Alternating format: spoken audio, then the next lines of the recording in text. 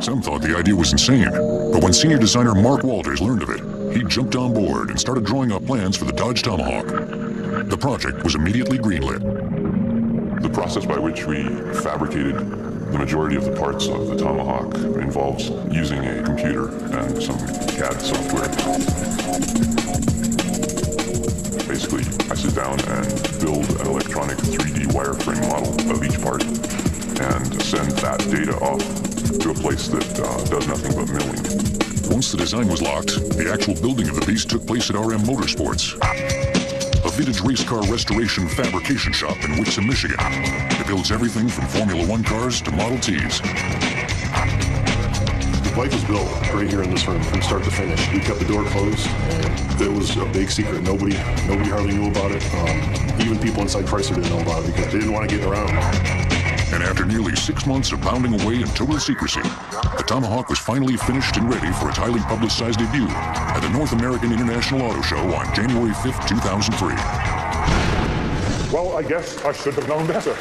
At the climax of the show, the bike was to be ridden out into a sea of eager reporters by the Chief Operating Officer and Second in Command at Daimler Chrysler, Wolfgang Bernard. We were all really, really nervous. A lot of things could have gone wrong, you know. Maybe you just stalled the thing on the ramp or something, you know, that would have been really embarrassing. Luckily, the stunt went off without a hitch. The bike took to the stage like a silver bullet. The audience was in awe. It was overwhelming. The response it got when we first unveiled it, we were blown away. The Dodge Tomahawk became an instant sensation. Daimler Chrysler had the attention of the world. But the one question on everybody's mind was, how does it ride? Only a select few people have been lucky enough to know the answer to that question firsthand. And they all seem to agree it was the ride of their life.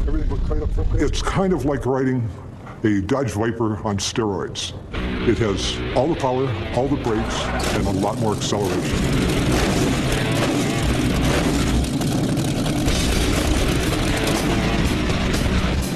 The first time I got on the Tomahawk, I gunned it pretty good. And when I got off, I really was kind of speechless. I was more shaking and kind of white. And I'm no stranger to fast vehicles or even motorcycles, but this thing is really, really fast. The second time, I started to get addicted.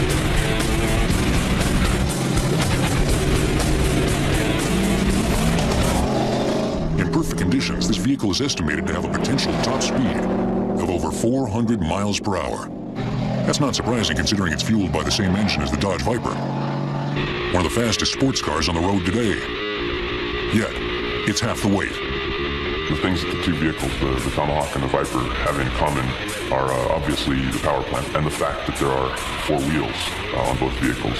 And I would say the quantity of testosterone that's in the mix of both.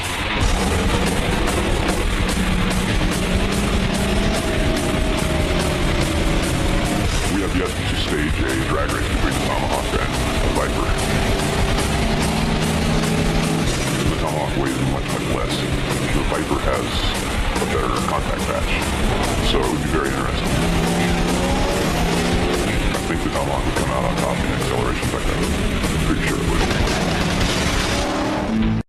would. Number 2.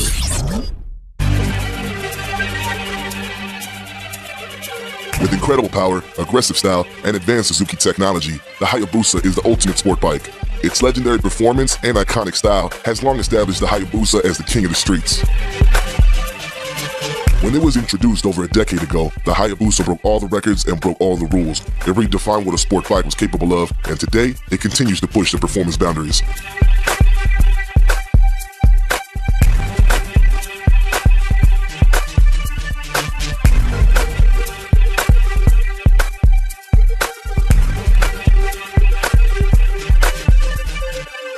The Hayabusa was designed from the ground up to be the fastest, most powerful production sport bike Suzuki has ever made, and the pursuit of power didn't stop at the engine either. From the aerodynamic bodywork to the race-developed suspension and brakes, the Hayabusa delivers pure performance with aggressive style.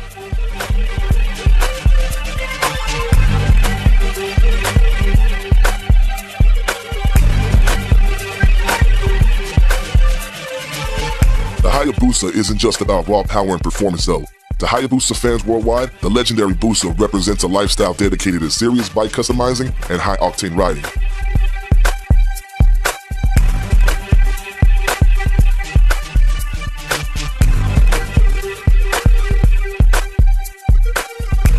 When you want the baddest bike on the block, there's only one option: the original, the ultimate street machine, the Hayabusa.